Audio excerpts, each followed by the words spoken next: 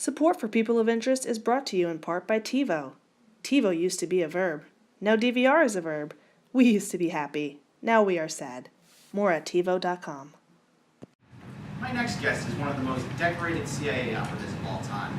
As an operative, Sam McGonigal was involved in some very important and sensitive matters. So sensitive were these matters that McGonigal's new memoir has been completely redacted. And I mean completely. Even the title of the memoir has been redacted. The only words to appear on the book are McGonigal's name on the front cover. McGonigal is currently on tour promoting his book and stopped by to discuss it. Sam McGonigal, welcome. Thank you. Thank you for having me. So, are you a little bummed out that you don't really get to tell your story? I'm more bummed out that I wrote 500 pages.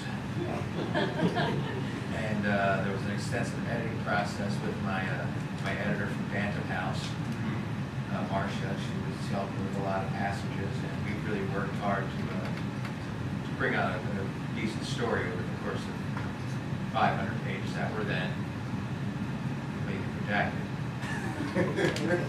So surely you must have told some of your former superiors, people in the industry, that you're writing this book, and didn't you have an inkling that that some of these stories would not have been suitable for? Well, you don't know unless you go. Okay? That's one of the sayings in the agency. Sure. And I did not know, so I did go, and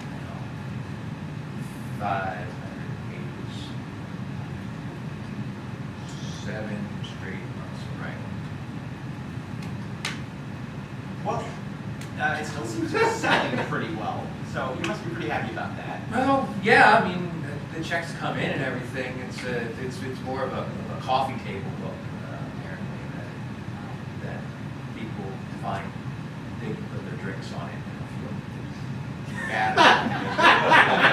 Say, if you put your Art of the Palm down on a copy of The Fault in Our Stars, somebody would be mad at you for that. They don't. That photo shoot took 2 hours to get that I'm surprised it didn't blur your face. No, after a certain point, everybody knows you in the CIA after a whole bunch of missions, and it's pretty much, now people can see your face, and it's fine, So there's really,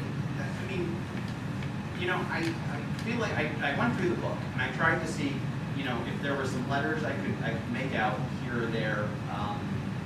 Thought I saw Fallujah. Yeah, it's one of the many places that you might have made out of Bosnia or Herzegovina or something.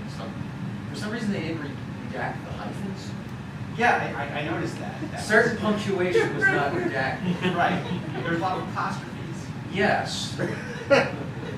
I find that,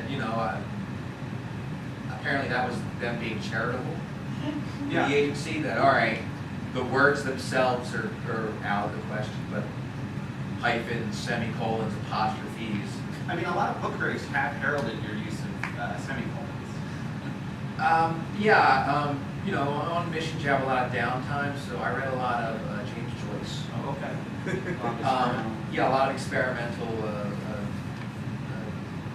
use of punctuation in language in the prose form. Sure. Which this is very, very experimental here to have an entire book.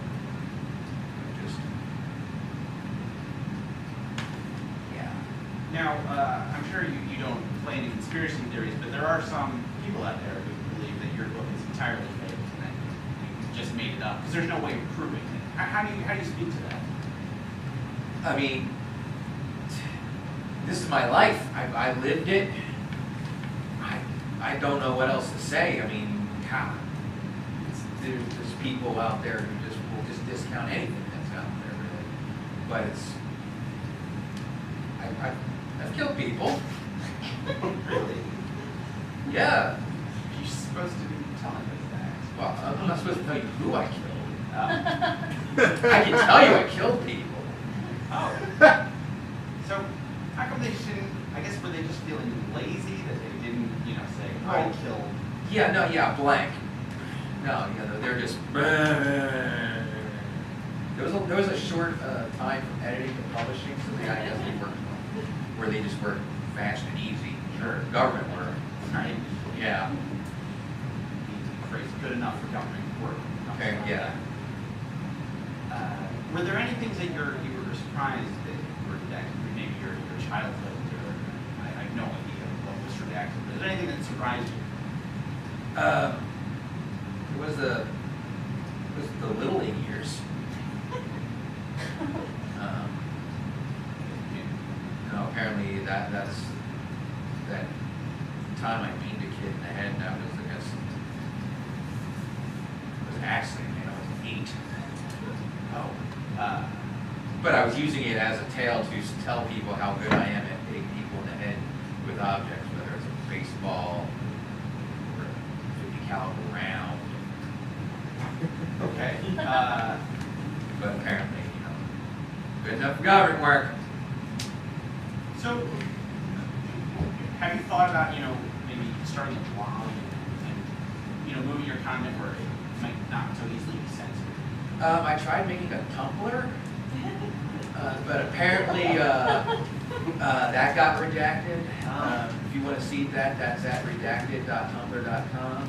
So you kind of gave up at the beginning. Well, I was asking. Did not think they would go after Tumblr. Everything goes on Tumblr. Yeah. Like the conspiracy theories that not Yeah, I don't like those. I like all the free porn on Tumblr. That's not redacted. No. How, yeah. So, do you feel that, this redaction is, making the nation safer? This is a matter of national security, or do you feel that perhaps, someone had a grudge? Well, I didn't have a lot of friends in the agency. I mean, you work as a covert op, you're pretty much doing unspeakable things that you pretty much answer to nobody. So I guess somebody in the department was jealous that I, had that minor in English. Sure, we could put together an operation where we could go in, extract somebody, pump them full of drugs, get the information we need, and then save the world. But then, who can write down that tale in a compelling narrative with vivid descriptions and not get bogged down in minutia and terminology? I mean, So this really would have been, perfect for the lay as well as sort of. it's very it's accessible. It's an accessible tale that would connect to a lot of people. It's like a warmer Tom Clancy. Okay. So there was a certain amount of like a human interest. Exactly. I'm a person, but I have a human tale to tell about me killing a whole bunch of other humans, but still it's a human tale. Right. Have you thought about, moving into fiction or something that wouldn't, fictionalizing your story, changing the details? I was sort of thinking maybe a screenplay. Oh. I was thinking maybe I get Quentin Tarantino to direct it. Apparently he's kind of good at that sort of thing. He can take something kind of true, but then make it completely false. Yeah. Like how slavery actually happened, but most of the things in Django Unchained didn't happen. Yes. I like that. Do you worry that your film would be redacted as well? Yeah, I kind of have a feeling that people will not want to go see 120 minutes of a blank screen. That's 60 minutes maybe. All right, I think so. 120. Well, probably even redact the soundtrack too. Yeah, like John Cage made a movie. Yeah. That's kind of fun. I can show you how. Sam McGonigal, thank you so much for being here.